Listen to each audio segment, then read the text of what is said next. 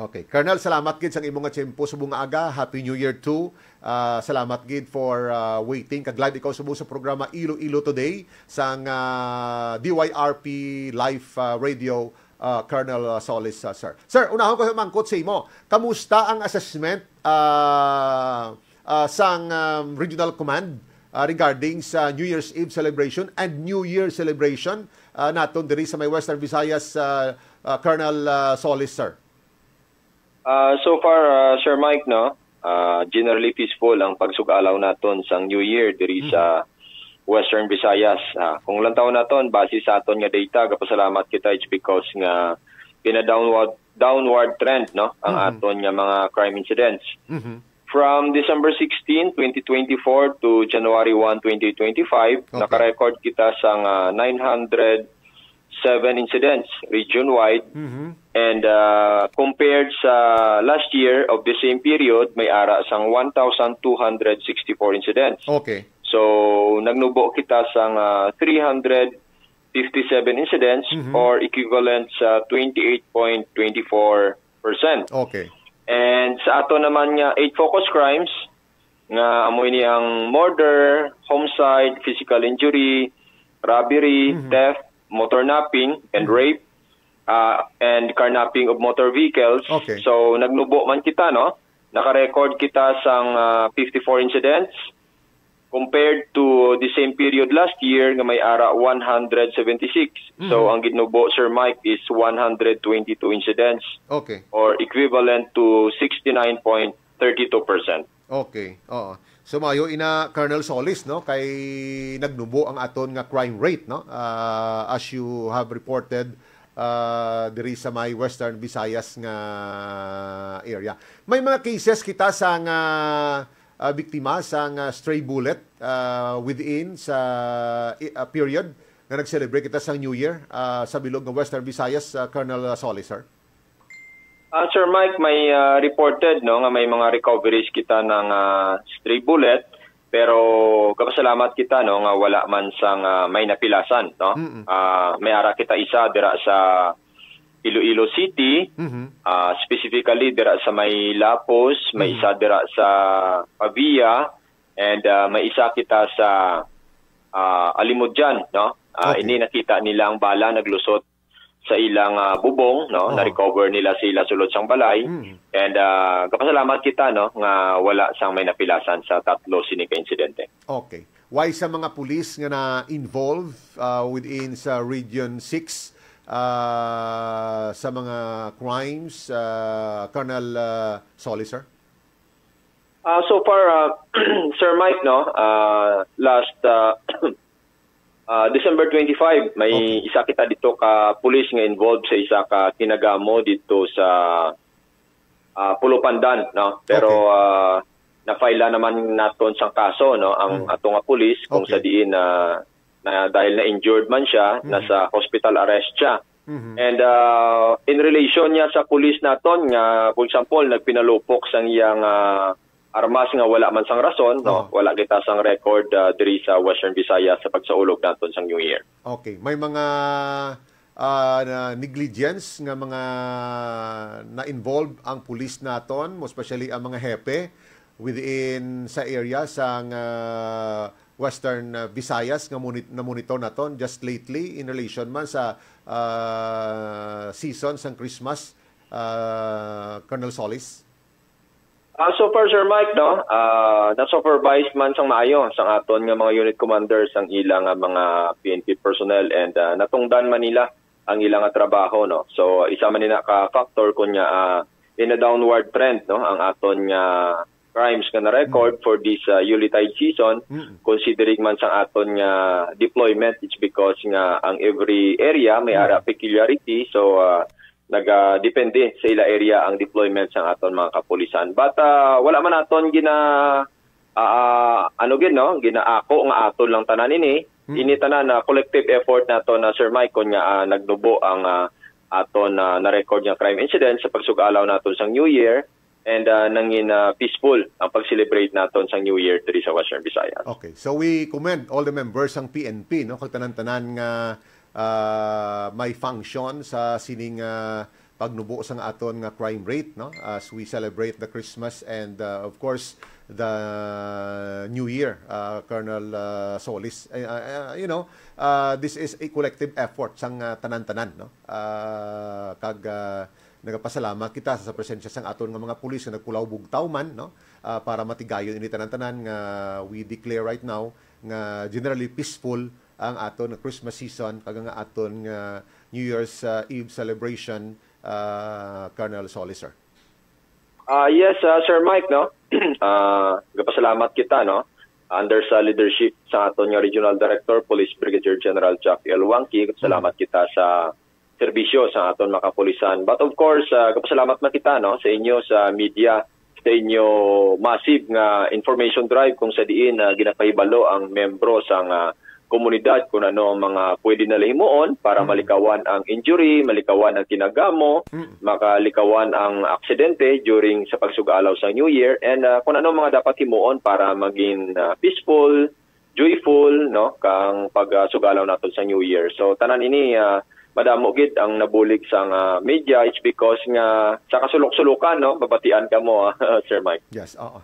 Colonel, anong notable naton nga learning experience sa 2024 nga gusto mo emphasize karon sini nga aga, no? Sa ikaduha pa lang adlaw sa bulan sang January of 2025, New Year's Day, Colonel Solis.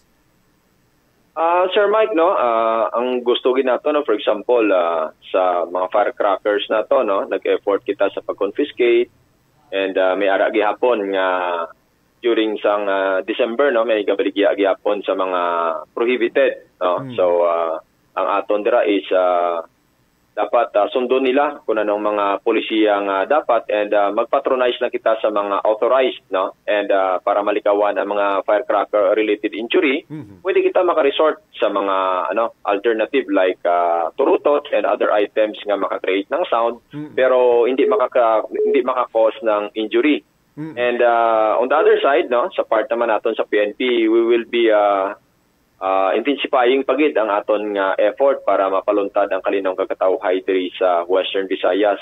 Ang aton nga gain sa aton nga campaign against illegal drugs, wanted persons, lost firearms, magapadayon for 2025, and ang mga lessons naton nga natun-an sa 2024 magagamiton nato na para makaserbisyo kita sa much better nga mga services para sa aton mga kauturan diri sa region. Oo. May we know, Colonel, no, kung ano ang mga priority directives ng Regional Command sa aton sini kapulisan to improve kag mas mapalapit pagid ang aton kapulisan sa mga pumuluyo for 2025, Colonel Solis, sir.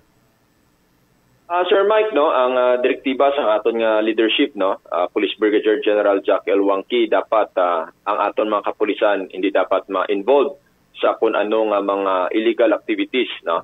Ang hambal sa aton nga regional director, madasig siya maghatag sang reward once nga nag-perform sang maayo ang aton mga kapulisan, but madasig man siya maghatag sang punishment, no, or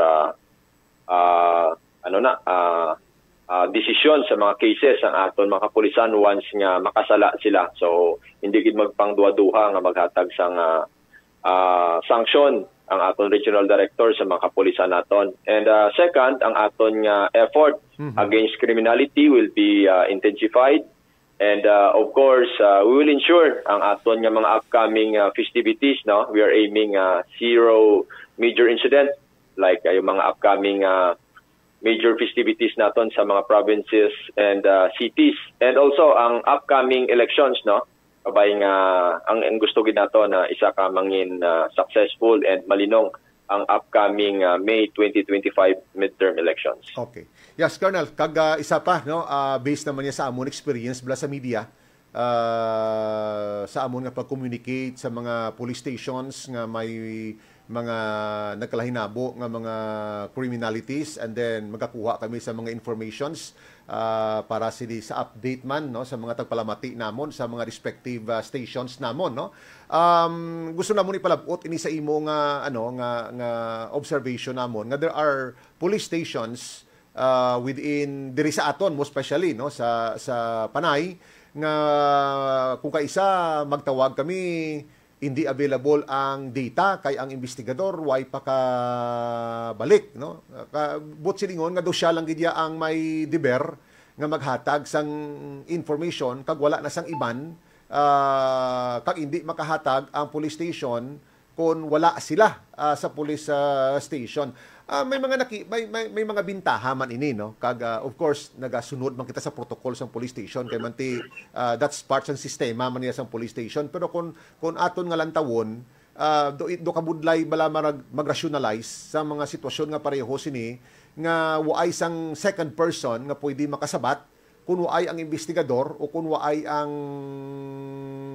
hepe official man or unofficial ang rason nga why sila sa police station. Have you looked into some aspect of this setup nga pwede pa naton ma-develop para nga hindi naton bala mablangko ang information kag development para sa mga tagpalamati naton sa radyo, Colonel Solis, sir?